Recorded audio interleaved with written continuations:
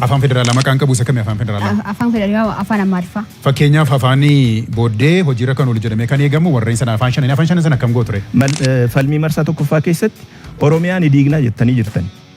Barnoota afaan Oromoo maal gootu? Finfinnee keessatti barnaan afaan Oromoo kennamuu jalqabameera. Isa hoo maal karoorfattan kan jedhu osoo ifa nuu gootanii? Naannoon Oromiyaa dhaloonni amma jiru kuni fudhachuu ni danda'a jedhan. Ni fudhatee maaliif fudhanne? Kanaafuu sababni isaas naannoo Oromiyaa keessa kan jiraatan bar ijoollee Oromoo qofaa miti. Afaan barnootaa afaan maali afaan Amaariffaa maal jettu dhageettan dhaga'een jira. Ijoolleen Finfinnee keessa jiraatan ijoolleen baay'een isaanii yeroo itti dhiyaannee gaafannutti sirumaa nama afaan Oromoo dubbatuyyuu sababa isaanii jibbaa jiran jechuudha. Afaan barnootaa wajjin wal qabsiisee afaan dhalootaa dabalataan afaan biraa barnoota keessatti akka inni gaggeeffamuuf sanarratti imaamanni keessan maal jedhaa meeqa kaastaniif afaan dhalootaan kan isin barsiisuu yaaddan? Imaamanni keenya maal jedhaa afaan dhalootaan barachuun hanga danda'amutti baay'ee gaariidha. Ni barsiisnas durumaan dursee kutaa gadi irratti kaa'anii afaan dhalootaan ni baratanii garuu wal cinaatti afaan federaalaa yookiin afaan giddugaluu Itoophiyaa giddugaluu kan godhuu fi afaan addunyaatiin immoo addunyaa wajjin akka morkaniif afaan kana sadeen hin barsiisnaa. Afaan dhalootaa dabalataatiin afaan warreen kamiin kan isin kennu yaaddanii kutaa meeqatama meeqatti? Kutaa durumaa kutaa gadaanaa irraa kaasitoo hamma kutaa 12 gaanitti afaan kana sadeen hin barachuu qaban geenye yaadda. Afaan kamiin gootu fakkeenyaaf isin injifatanii mootummaa taatanii imaammata keessan keessatti afaan dhalootaa dabalataan afaan warreen kamiin kan isin gootan? Dabalataan afaan federaalaa fi afaan Ingiliffaa. Afaan federaalaa maqaan qabu isa kamii afaan federaalaa? Afaan federaalaa afaan Amaariffaa. Fakkeenyaaf afaanii booddee hojiirra kan oolu jedhamee kan eegamu warreen sana afaan shanan sana akkam gootu ture? Haala danda'amaa ta'een kan hojiirra kan oolu ta'e gara federaalaa kan seenan ta'e barataan hunduu akka beekuuf akka baratuuf hin mijeessinaaf. Qulqullina barnootaa irratti xiyyeeffannoo isin kennitanii maal yeroo gabaabaa keessatti? Qulqullina barnootaa akka argataniif akkuma jenne tokkoffaa haalli afaanii kunis yoo sirraa'eef ijoolleen afaan beekan yoo baratan xiinxalanii qulqullina argatanii lammaffaa immoo barsiisotaafillee maatiidhaafillee wanta jiru hundaa yoo sirreeffameef barsiisonni illee seeraan ni barsiisanii barattoonni illee qabatan. Addatti barsiisotaaf maal qabatanii dhuftanii jirtu? Fakkeenyaaf barsiisota nama nyachiisan itti kaastanii jirtu. Addatti wanti isin qabattanii maal? Wanti nu qabanne barsiisotaaf leenjii dabalataa akka kennamu ni godhama. Isa malee immoo faayidaan isaan barbaachisu hunduu guutamuuf qaba inni yaadna. Boqonnaa isa taanutti kan ceenu taa'ichaadha. Boqonnaan itti aanee jiru boqonnaa sadaffaati. Paartileen kan gaaffii itti wal gaafatanii gaaffilee kakkaastaniif paartilee tokkoon keessaniif daqiiqaan lama qophaa'ee jira. Walduraa duuba carraa sila kennameen paartii tokkummaa Itoophiyaa irraati yookaan immoo paartii tumsa tokkummaa Itoophiyaa irraati kan jalqabnu ta'a. Addee Gannat Kabbadaa itti fufuu dandeessu. Paartii barbaadaniif gaaffii dhiyeessuu dandeessu. Shaayyee Galatoomaayi. Duraan dursee gaaffiin kiyya paartii badhaadhinaatii fi gaaffiin kiyya maalidha? Imaammanni keessan barnoota qulqullina qabu ijoollee hunda bira dhaqqaba jedha. Kanaafis immoo manneen barnootaa kumaatamaan ijaarree jettaniirtu garuu sababa nageenyaa fi biyya keenya jiruun manni barumsaa 8,500 oltu diigamee akkasumas immoo waggaa 3 darbaniif barnootni kutaa 12ffaa parsantii 95 oluun kan kufanidha. Kana waan ta'eef kun kufaatii imaammata keessanii agarsiisu. Bakka nageenyi hin jirretti akkamitti barumsi jiraachuu danda'a kan jedhudha. Gaaffiin kiyyan lammaffaa immoo paartii adda bilisummaa uummata Oromootii fi isaaniif immoo gaaffiin kiyya imaammanni keessan barnoota afaan dhalootaa fi aadaa fi saba irratti kan xiyyeeffatudha. Akkuma kaastan duratti immoo sadarkaa tokkoffaa irratti barattoonni hundumtuu afaan dhalootaa isaaniitiin barachuu qaban jettaniirtu.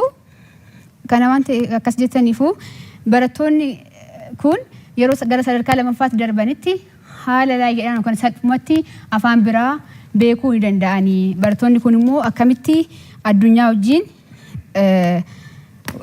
wal dorgomuu danda'u. Keessattuu immoo akkamitti tokkummaa fi kabaja sabootaa naannoo Oromiyaa keessa jiraatanii akkamitti mirkaneessitu jechuudhaan gaafadha. Toleettaan Suudaanii kan gaaffii gaafatanii paartii adda bilisummaa Oromoo bakka bu'uudhaan obbo Daawit Abdataati gaaffii keessanitti fufuu dandeessu paartiilee barbaadaniif. Gaaffiin calqabaa kanan kaasu badhaadhinaa fi badhaadhinni sirna barnootaa wayyeessaa akka jiran bal'inaan nu gabaasanii jiru.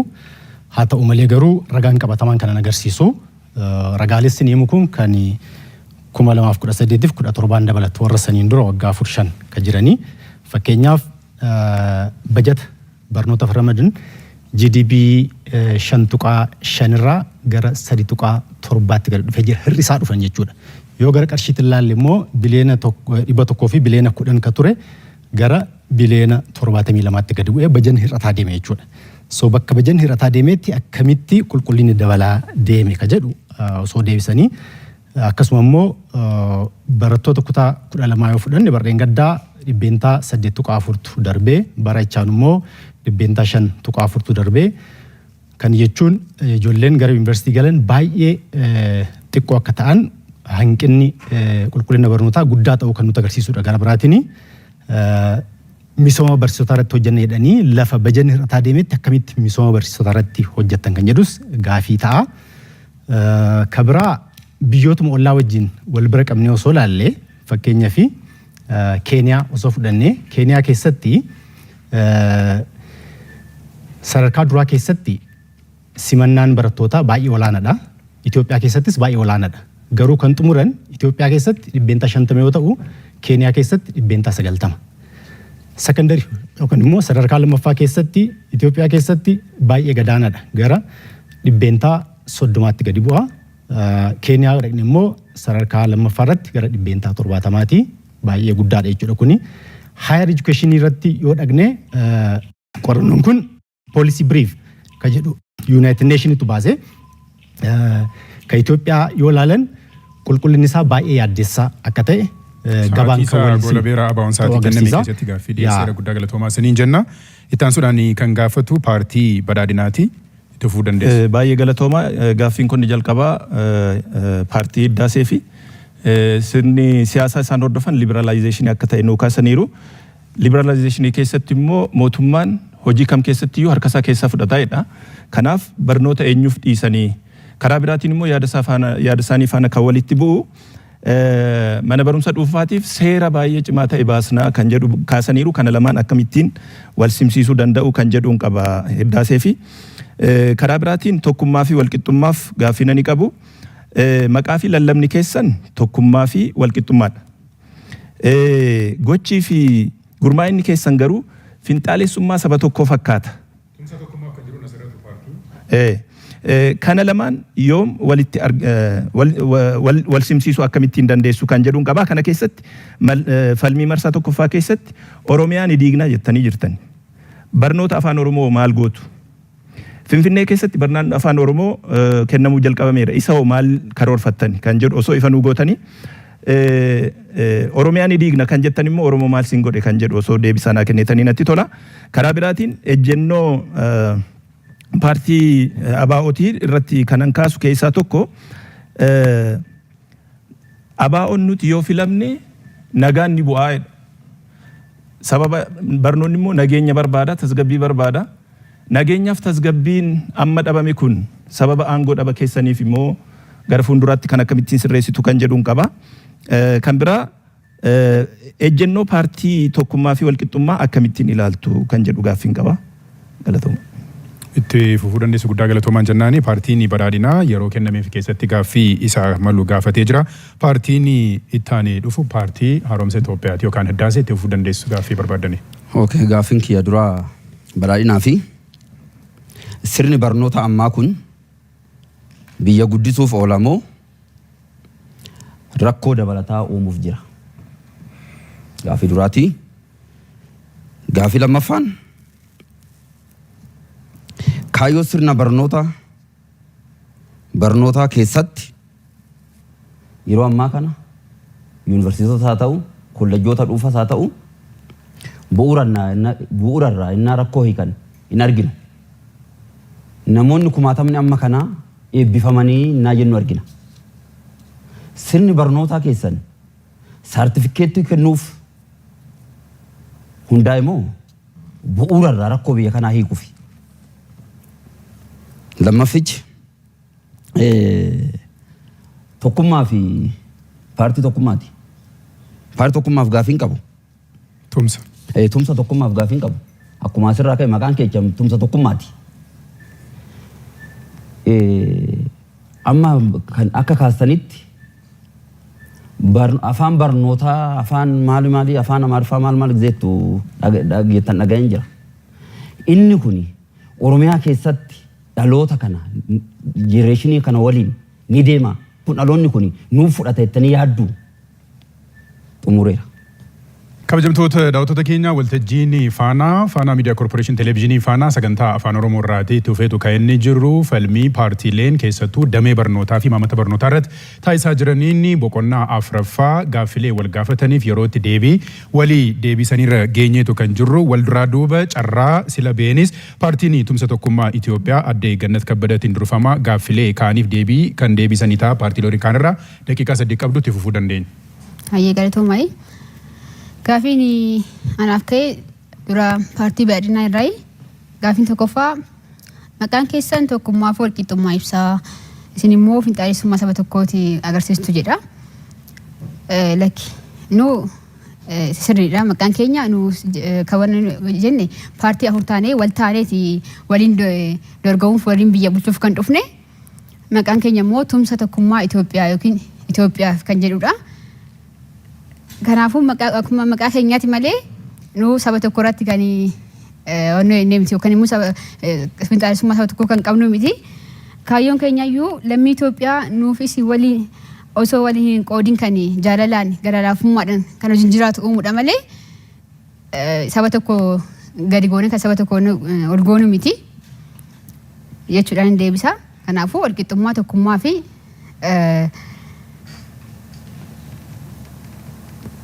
lammiilee Itoophiyaa hunda irratti kan amannuudha jechuudha. Inni gaaffii lammaffaa na gaafataniif immoo Oromiyaa dignaa jettanii jennaan lakin Oromiyaa dignu nutu Oromoodhaan maaliif Oromiyaa digna nutu sabaaf sablammii hundarraa kan walitti baanedha jechuun paartiin keenya kan Itoophiyaati malee kan saba tokko yookiin kan saba lamaa yookiin kan saba tokko gadi goonu miti akkuma dura sila kaase kana waan ta'eefu Oromiyaa digoo osoo hin taane garuu akka naannoo yookiin wanti kilil jedhamu kun akka hin jiraanne goona jennee amanna jechuudha. Kana jechuun namni yeroo naannoo qabaatetti akka naannoo keenya akka waliin qoodneef abbaan barbaade bakka barbaade deemee akka hojjetee nyaachuu danda'uuf haala san mijeensinaa akkas goona jenne malee Oromiyaa dignaa hin jenne jechuudha. Kanaan deebisa. Lammaffaa sadaffaa na gaafatan immoo Finfinnee keessatti barnootni afaan Oromootiin jiraachuun isaa yookiin jiraataa jira. Kuni akkamitti ilaalamaa wayii na gaafatan natti fakkaata. Kun immoo Finfinnee keessatti barnoonni Oromoffaan ta'uu isaa qulqullina barnootaa hir'isuudhaaf sababa ta'eera. Akka nu qo'annaa adda addaa goonetti jechuudha. Kun akkamitti ta'ee kennamuun isaa baay'ee gaariidha. Badiin qabu sirriidha. Kanaafuu afaan kun afaan hojii ta'uudhaaf kan deemu waan ta'eefu kennamuun isaa kun gaariidha. Garuu haala kamiin akka kennamaa jiru to'annaan hin godhamne barsiisa kamtu kennaa akkamitti kennaa jira kan jedhu kun ilaalamaa hin jiru. Barattoonni silama afaan Oromoffaa dubbachuu dhaga'uu hin dandeenye innaa barsiisnu haala kamiin barsiisuu qabna.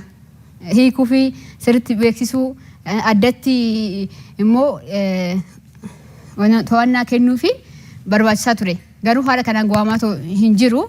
Kana waan ta'eefu kun ammallee barattoota keenya akka saba keenya jibbanuu taasisaa jira. Ijoolleen Finfinnee keessa jiraatan ijoolleen baay'een isaanii yeroo itti dhiyaannee gaafannutti sirumaa nama afaan Oromoo dubbatu iyyuu sababa isaanii jibbaa jiran jechuudha.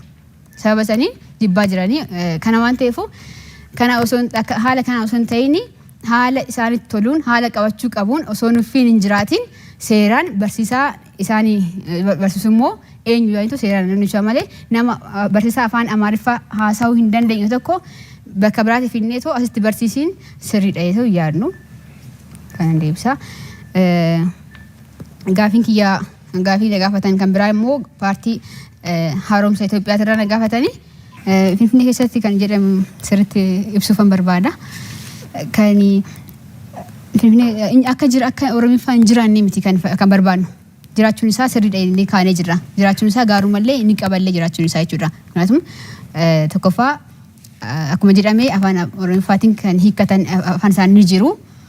Akkasuma ta'etillee immoo kan beekanis ni jiru garuu ijoollee afaan Oromoo siruma hin beekne kanaaf haala kamiin kennaafi jirra kana jechuun barbaada.